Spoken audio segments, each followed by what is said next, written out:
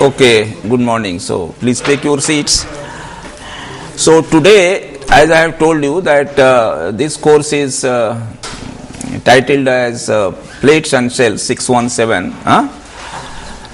It's so we have done a reasonable amount of plates. Not that there is no end to.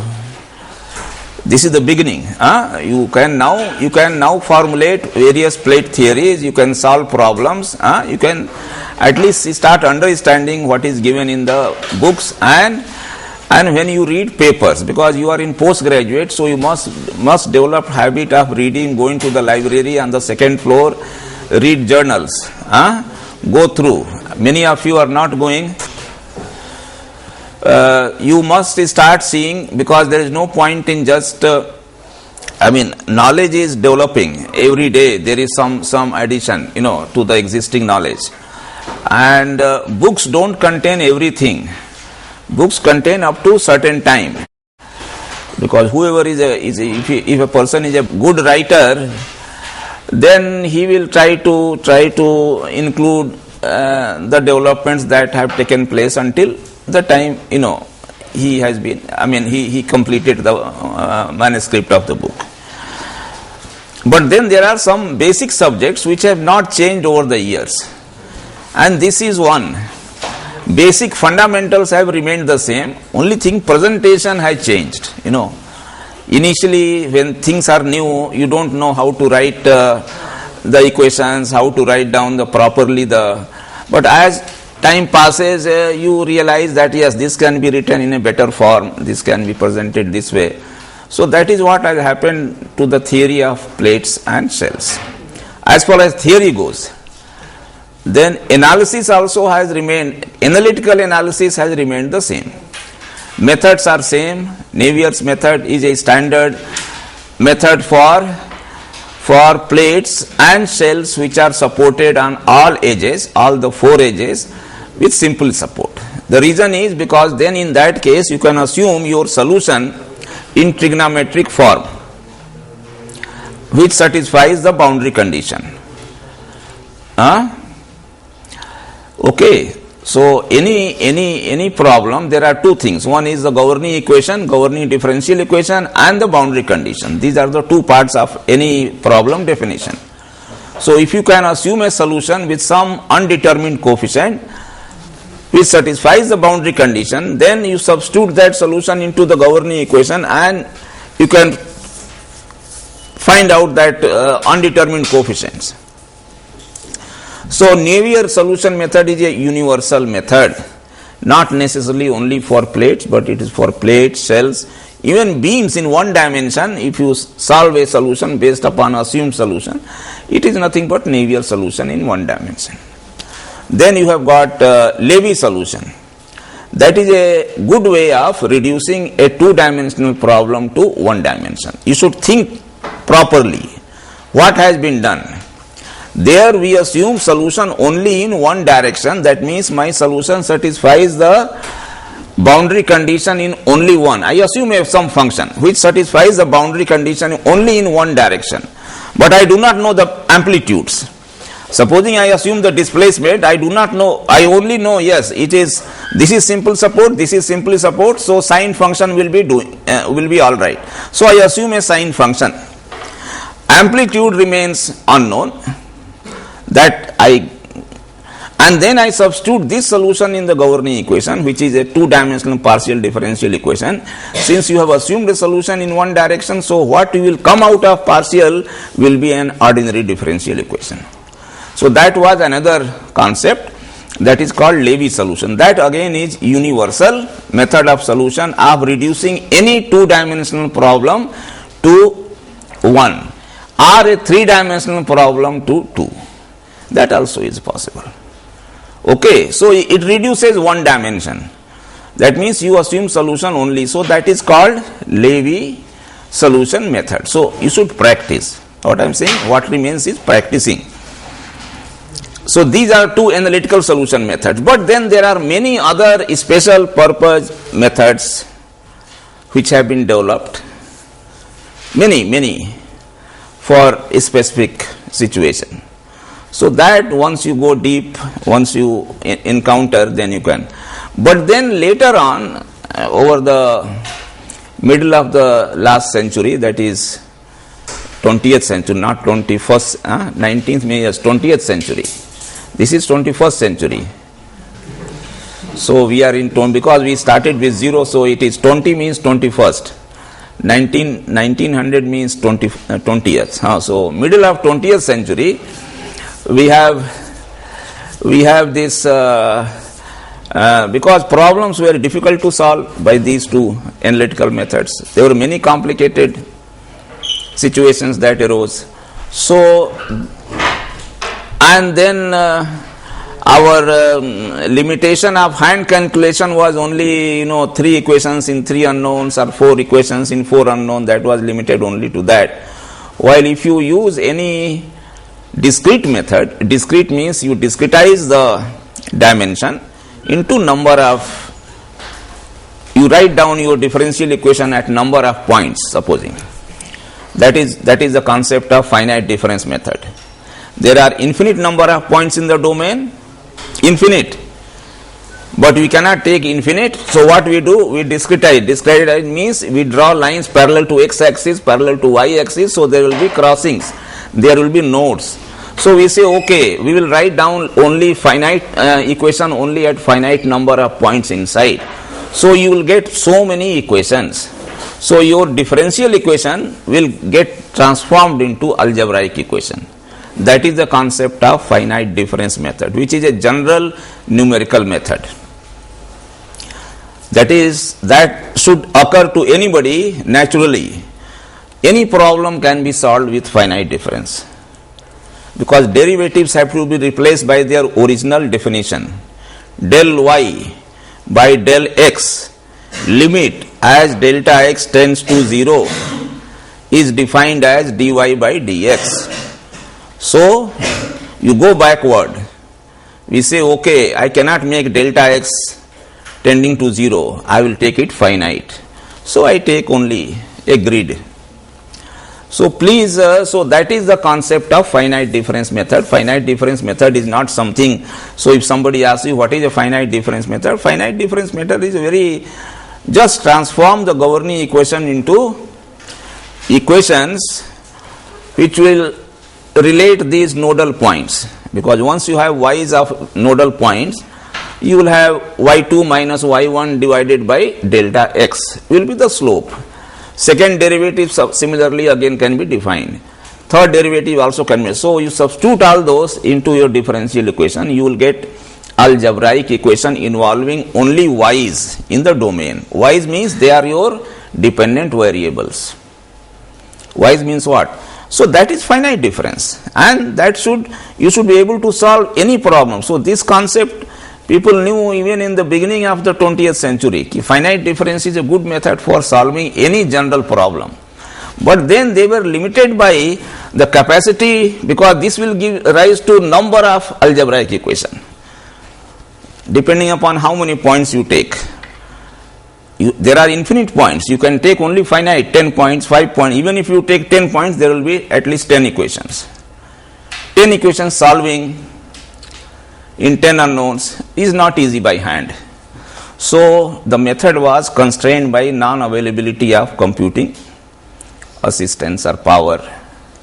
So only after digital computers came around 1950, finite differences also progressed. People started solving more complex problems with finite differences, and a new method also developed, and that is FEM, finite element. So finite element, the concept is that if you have any domain, we don't divide into number of grid lines, XY lines, and then points. It is a natural method. Yes, if you have a domain means area or volume, then I can visualize that domain as assemblage of smaller subdomains. Again, it is division only, but my division now need not be parallel to x and y axis. I can have anything. I can divide. I can have a rectangular domain filled with some triangles. And then concept here is area, domain only, subdomain. We don't talk about, in finite difference we write the differential equation at the nodes, at the crossing points, at so many points. Here we don't talk of that. We say first we divide subdomain, the total domain into subdomain, and then somehow interconnect. They must be interconnected. Only thing is, interconnections have to be through two things. One is the crossing points, which we call nodes, and the line or area between the nodes, that will be either a line or it will be also a surface, depending upon, it can be 3 dimension, then in 1 dimension it will be only point. So connect it, see that it is connected and you get a continuous. So there the concept is that total domain can be very complex. It can be a triangle with a hole loaded and then supported on all edges. Let us say simply support a triangle with a hole in the center. How will you solve? Will your Navier's method or this Levy solution give you the solution method? No. Because my original geometry itself is complex. It is not in xy coordinate. It is not in r theta z coordinate. Okay? So it is difficult. But then finite element can visualize. Yes, this is a general triangle, doesn't matter. I will divide into number of subdomains. Fill it up. Okay? And then I will say I can study one subdomain very carefully. That is called element. So I will develop the property of one element very carefully, and once you develop that, then I say, okay, if you have developed, and then we develop in terms of the nodes involving because those nodes are going to be connected to the adjoining element. So that is how it is going to be connected. So nodes, we will develop that element properties in terms of nodal parameters, and then we will say that the whole domain is filled only with similar elements, and they can be anyway oriented. So there is no difficulty. I can deal with any geometry, any loading case also. Loads can act anywhere. There is no problem in finite element. So you don't worry about only simply supported or sinusoidal load that we have been doing analysis of this. So these are the advantages.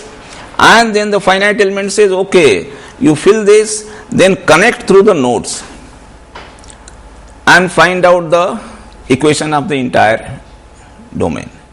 So it is based upon physical discretization, not mathematical discretization, that you write down the equation at different nodes. So these are the two numerical methods that have developed, and they are being pursued. So that is for a general, but then you must know the basics. Directly you cannot jump to numerical method without knowing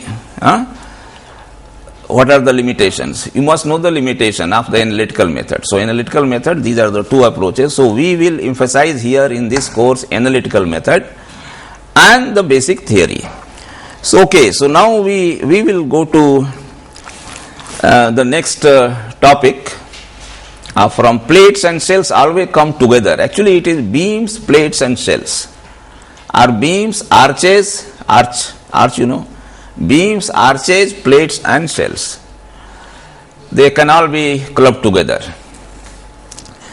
So shells, what is a shell first of all? So I have written something, before you came I wrote something from the, in this, both these, plates and shells, I think this has been our main emphasis. Derive a two-dimensional theory. Everything is 3-dimension, but then 3-dimension means 3-dimensional elasticity equations, and those equations are in 3-dimension. So they are very, very difficult to solve. They can be solved, and people are solving difficult problems. So, but then they are difficult to solve. So the idea came that can they be reduced, because knowing the nature of the problem, physical dimension of the problem, can they be reduced to 2 dimensions? So this is what we do. This is what we do in plates and shells. We reduce 1 dimension. So this is what I have written. Physically they are 3 dimension, and they must be. Everybody must be 3 dimension. Our body is 3 dimension. So everything must be. This pen also is 3 dimension. It is not 1 dimension. So everything, but then is it possible, but which can be modeled as 2-dimensional surfaces? So we have seen in plates, yes, it can be modeled as a mid-plane, and I can study the behavior only of the mid-plane. Of course, I can call it a surface, mid-plane or surface. So that is, this is what we have. So we have studied in plates the behavior of the mid-plane. Everything is transformed to the mid-plane, all is U0, V0, W0, then theta x, theta y, they are all defined at mid-plane only. So you get quantities only at the mid-plane. What are the other quantities? These are the displacement. What are the other quantities that you will get in mid-plane? Stress resultants, mx, my, qx, qy, etc., etc. So we get from a plate theory only these mid-plane quantities, not stresses. If somebody asks you, will you get stress? Say no. We cannot get stress at a point, because knowing these mid-plane quantities, yes, you can go backwards to your assumption, and based upon that you can find out what is the displacement at any point, then what is the strain at that point, and then what is the stress at that point. Okay, using. So this is what we have to go backwards. So shell is defined in different ways. One definition of shell is, this is first of all, we are talking of just like plates, work has been done only, a majority of work has been done on thin shells, just like thin plates. Thin word is very common. Thin plates, thin shells. But we have gone beyond that also in our development. So let us say thin shells. What is a thin shell? So thin shell is a body that is bounded by 2 closely spaced curved surfaces. So you have 2 closely spaced curved surfaces. One surface, another surface at some distance. The area, the volume between these 2 is called shell. Okay. Or I can also simply say a shell is a curved plate. If you know about plate, what is a plate, then you can say a curved plate is a shell. Originally itself there is a curvature. Then, so I think two definitions I gave. Let us say third definition. I have taken it from different. So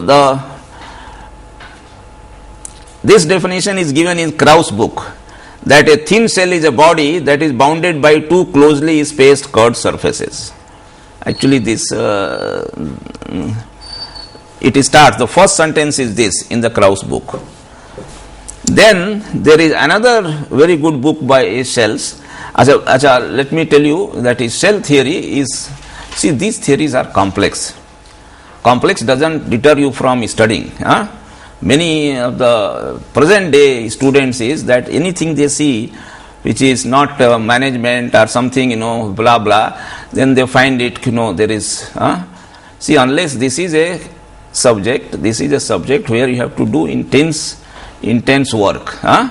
It cannot be done. It is not a course on history, geography, philosophy, where you can only speak and make your depends upon your skill in presentation or how you can argue.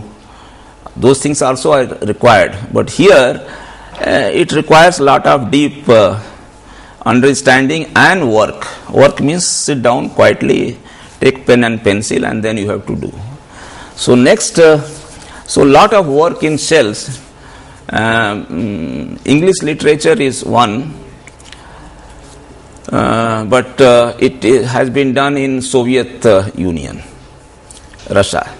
Olden days Soviet Union, which we are now a part is Russia, RUSSIA. So they were very good. Now, in fact, I met some scientists recently. I said, who all are there present day who are working on shells? They say, see, people are either dead or they have deserted the country.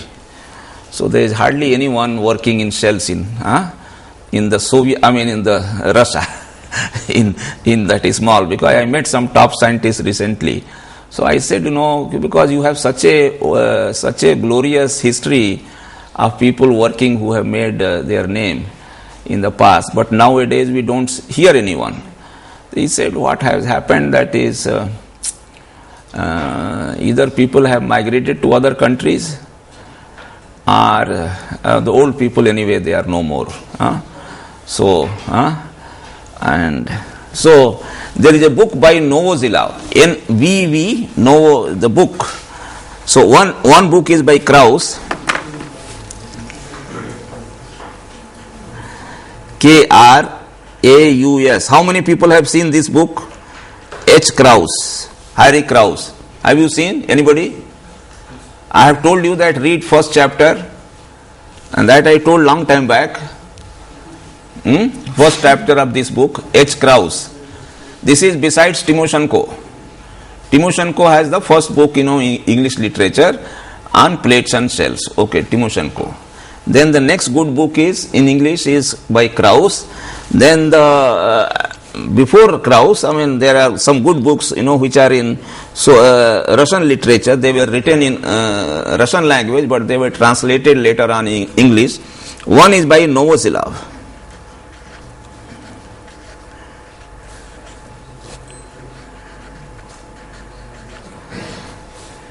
VV. Novozilov. This is, so Novozilov, if you read his book, this book is there in the library.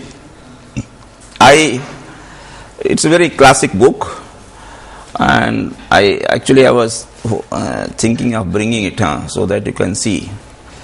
Otherwise, so I got it from a student of mine, who was so nice, because you cannot get these books now. They are out of print. So he found it. Silence, please. So he found that book. I told him, I like this book. When I taught this course. So this student of mine, he was going towards one day to Churchgate or near Flora Fountain, and he was just looking at the footpath. Footpath, there are a lot of old books which are scattered. He found this book, Novozilov. Got it for 50 rupees in those days, which and he presented to me. So I have got that book. So Novozilov. So he says the theory of elasticity. In the theory of elasticity, the term shell is applied to bodies bounded by two curved surfaces. Of course, it is the same, but then this is how he writes. The distance between the surfaces being small in comparison with the other dimensions. So, and what is this distance? This distance is called thickness.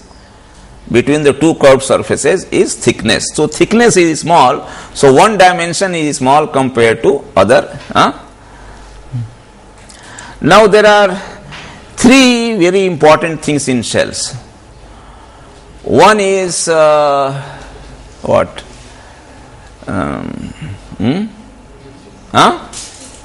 Mid surface now we'll call, because it cannot be in plates. We could use surface or plane.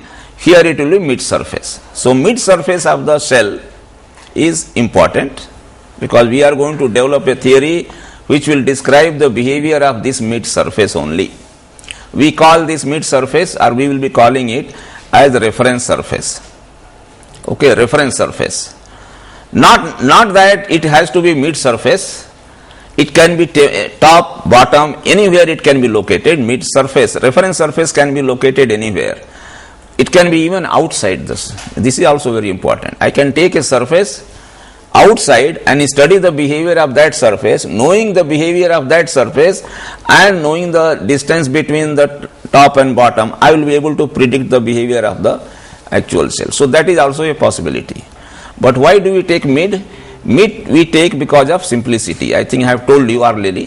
Because from minus h by 2 to plus h by 2, any quantity, if you integrate, if it is a even power, odd powers, if z, so it makes difference. Some quantities will become 0. So the same thing we can do for plate also. In plate also it is the same. We take different plane. Oh yes. Reference plane need not be mid. Reference plane can be bottom surface, bottom plane, top plane, outside the, it can be anything. But we take it for, okay. So what are the, one is the mid surface. So most important things that in cells is mid surface. So one, what are the distinguishing features of a cell? One is mid surface.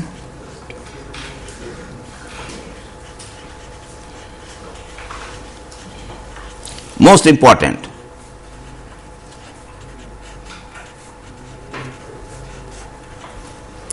Two is the distance between these two curved surfaces, and that we call it thickness.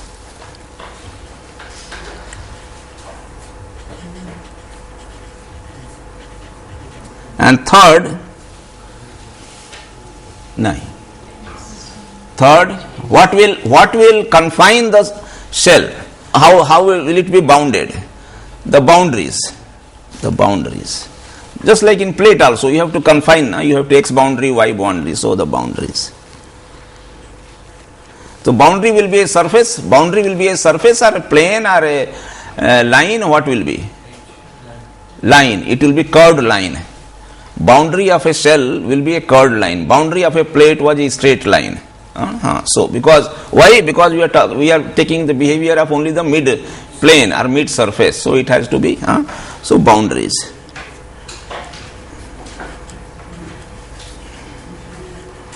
So these three things are very important. Now comes, yes, I have to study now deformation of this curved surface. Let us assume that we are going to study only somehow we will see how to reduce 3 dimension to 2 dimension, but then we will study curved surface. So curved surface deformation,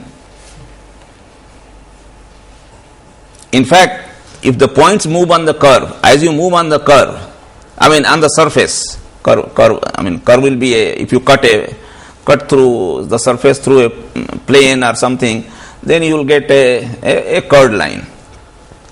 So we are dealing with two things, surface and a curved line in space. So we should know what is called, if you move on this curve, what happens to your points? Normal. See, in a plate what happened? Because it was flat, so my normal direction did not change as I moved from xy. Any point xy to x1, y1, it remained vertical z. Now what is happening here? Because it is curved, so at this point my normal is like this, next point my normal is like this point my tangent to the curve or the surface is like this point it is like this. So complication occurs in cells because of this, because your normals are changing their direction from point to point and also the tangent to the surface. So, and this topic of behavior, what is the that means about curves and surfaces is called differential geometry. So we will take some results from differential geometry. It is a course in algebraic mathematics. Algebra, in mathematics you have algebra and differential equation. So it is also differential because it requires differential equation. But it is a normal course, differential geometry.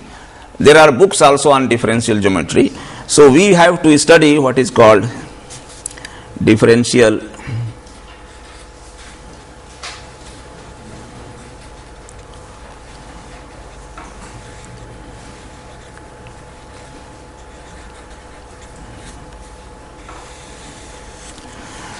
Now, how to study differential geometry? Differential geometry is not our cup of tea because it is a.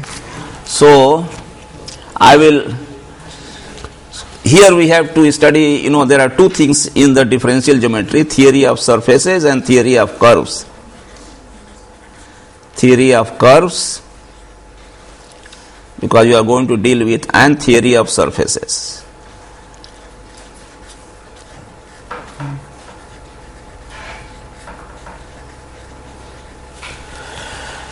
So, how to, now let us take a simple curve in XYZ.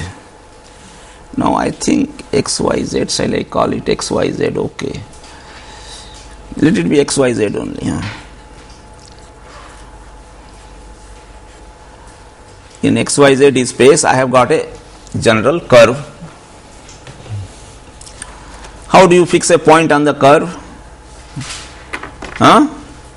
By the position vector. This you must have done in vector calculus, any position vector. So, point P here, whose coordinates are x, y, z. This is a curve, three-dimensional curve in space. So, P, R, this we denote by a position vector R, and R is given by xi plus yj plus zk, where xy, ijk are the unit vectors. This I am sure everybody knows. So this is R. Now take a point Q, which is here, close to, and it is R plus dr.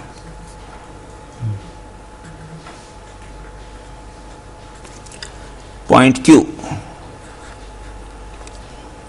Q means it will be, coordinates will be x plus delta x, y plus delta y, z plus delta z. So this is Q.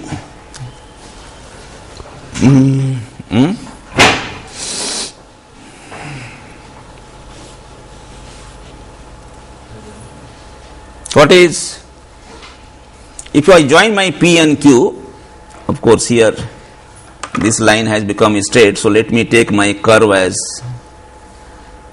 something like this, so that this straight line remains.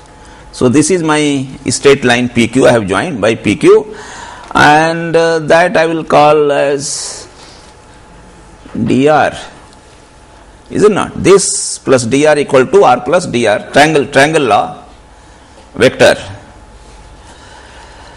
Now how do you define a dr? So this is my dr.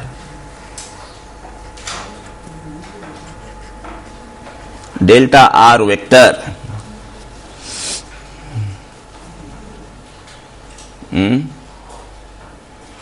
Now as Q approaches P, what will happen to this dr?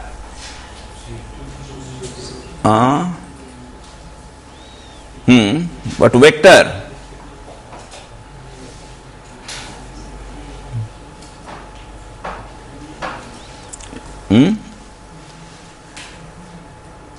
This length is ds, length of the curve, scalar, not vector, length, ds. Okay, so dr, R is this, dr is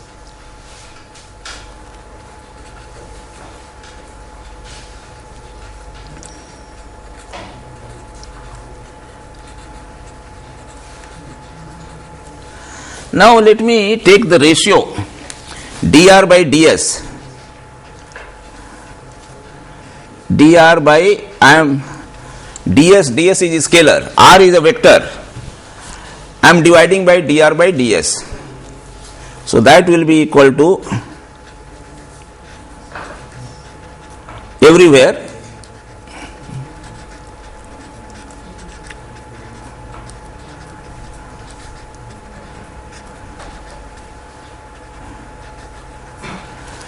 yes. Then go to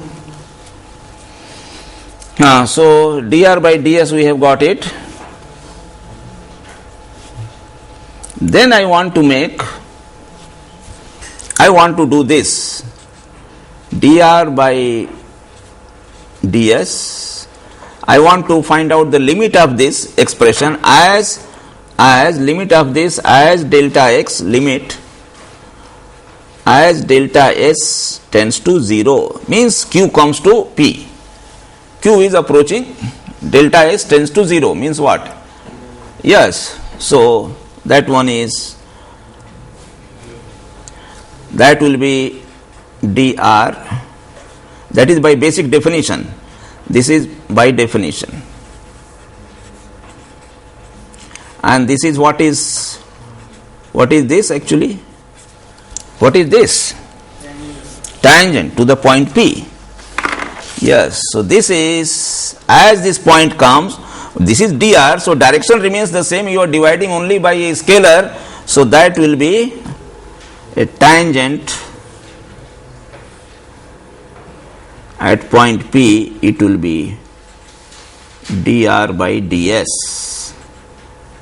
As I mean, in fact, I should write tangent is dr by ds. This d, tangent.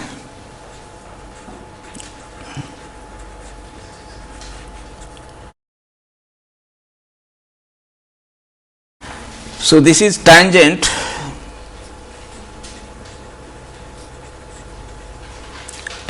to curve at P. Now let us do this dr by ds dot dr by ds, some vector calculus, vector. What will be this? Dot product.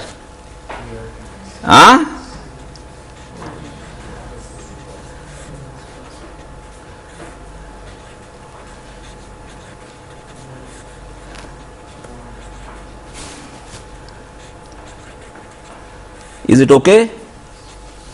Dot product will be this. We also know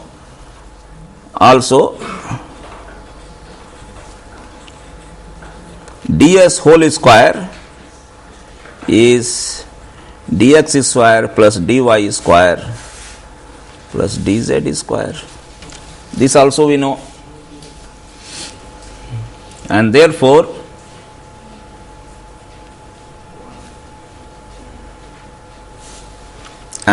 divide by ds throughout, ds is square throughout. So 1 dx by ds whole square plus dy by ds. I am dividing this expression, simple, plus dz by, these are all you have done in your vector calculus, is equal to unity. This and therefore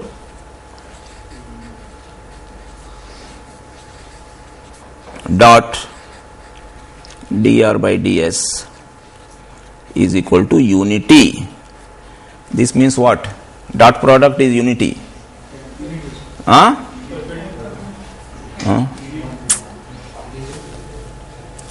Dr by ds is a unit vector. This means only this. Yes, it means dr by ds is a unit vector. Tangent to point P, which you have drawn, dr by ds, is a unit vector. Therefore,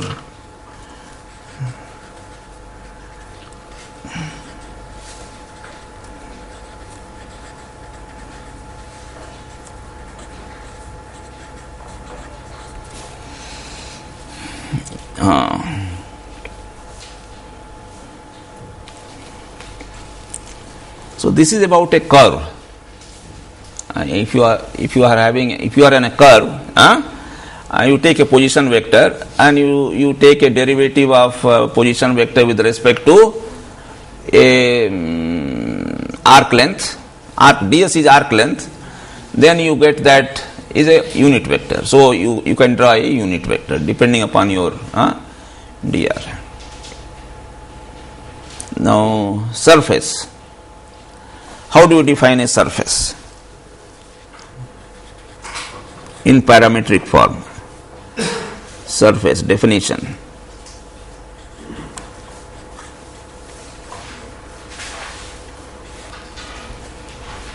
So in Cartesian coordinate, in parametric form, you can define surface as x, which is a function of, see, just like you had s there, s along the length. Surface at any point, surface is a two-dimensional. So there will be two parameters, not one. In a curve, you have one s. Of course, in one direction, but in a space, of course, you can also say x and y, or some other parameter. But if you are along the curve, if you are in the same plane, you cut this and same plane, so it is s. But surface at a point, the surface is defined as x is a function of some two curvilinear coordinates which are alpha and beta. It will be two curvilinear coordinates. Okay, alpha. Y as a function of alpha and beta. Alpha and beta are two parameters in parametric form. Alpha and beta. These are curvilinear coordinates.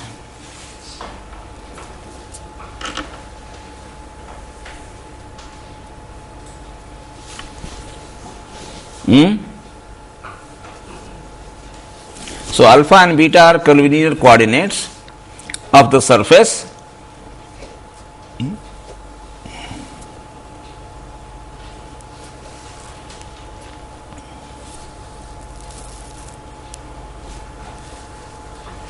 So let me now draw something. So you have a surface. How do you draw a line?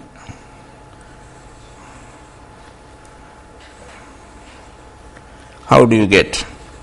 So I am having these are all alphas. Alpha equal to alpha 1, alpha equal to alpha 2, alpha equal to alpha 3, alpha equal to alpha 4. Then I have got, I make a net.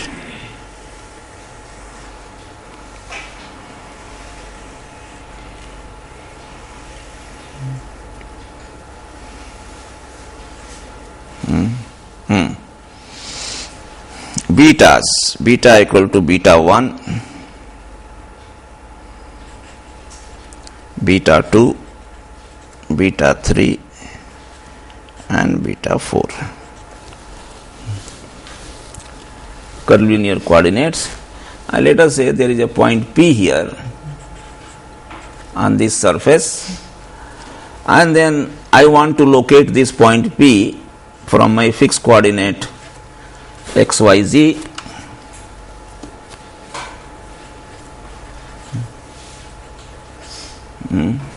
So I will draw a position vector, join P with this. So this will be my R. Another point Q, let us say here, which is close. Now see, in curve it was a single curve. You see, whatever we discussed about, these are all the single curves, having constant values of alpha or betas. Now I am taking Q here, point Q, now both are changing. So now point Q I take, I move to a new point on a surface. Yes, this is given by R plus dr. Then this PQ is dr.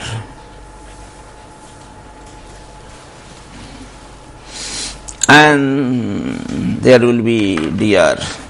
And then this is PQ is a straight line, dr. But then actually it is a curved surface. Is it not? It is a curve, locus. If you take, so this is between this and this, there will be some surface which could be like this, and that will be your ds. S is a scalar. So that one you should remember. Okay, so dr, ds, okay.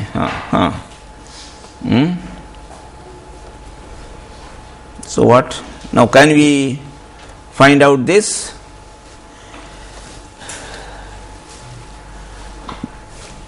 I think in the yes, I think we can do this. Can we do this? So now I would like to find out that I can find out a tangent in a space. Now I can find out, on the surface in any direction. PQ is there. So there again I will have to find out dr by ds, whatever result we have. So it is possible to define a tangent on the surface in any direction by taking dr by ds. So that is one direction is fair. Now if you can take dr by ds along alpha and dr by ds along beta, okay, alpha and beta need not be orthogonal initially, they can be non-orthogonal also. So I can take along these two, and then I want to find out the ds, knowing this, because I would like to know what is the distance between any 2 points, knowing this. And not only ds, actually I would like to know the surface area, because once you are there, in curve we are talking of length, but on a surface we want to find out the small area. So that is the next step, and that is what tells us this differential geometry or theory of surfaces.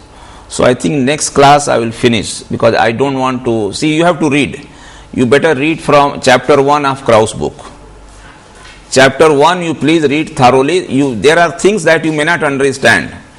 There are some say you leave it, but then you read it 5-6 times and you will be able to, and take the results from there, because then we will directly go to the theory. So I will spend only 1 hour on this surface, otherwise this itself will take 10 hours, so which course will be over.